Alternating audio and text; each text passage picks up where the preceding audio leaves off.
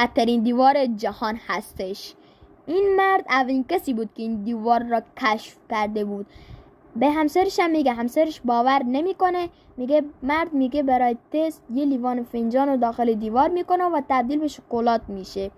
هر دوتا این یک لیوان رو گاز میگیرن و میگن وای خیلی خوشمزه، اما نمیدونن همین یه شکلات چقدر اعتیاد آوره. پس بنابراین تصمیم میگیرن کل وسایل خونشون رو به داخل این دیوار بکنن و بخورنشون.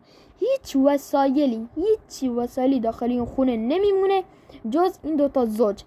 یه روزی که این زن تصمیم میگیره هیچی نیست، تصمیم میگیره که کل اعضای بدنش رو داخل این دیوار بکنه و بخوره، اما مرد این اجازه رو نمیده. زنم میره اینو کارو میکنه، مرد میگه باشه، مردم میره همین کارو میکنه، هر دوتا دستشون قطع میشه و به خاطر این شکلات تصمیم میگیرن که خوشمزه ترین عضو بدنشون هم داخل دیوار بکنن. اما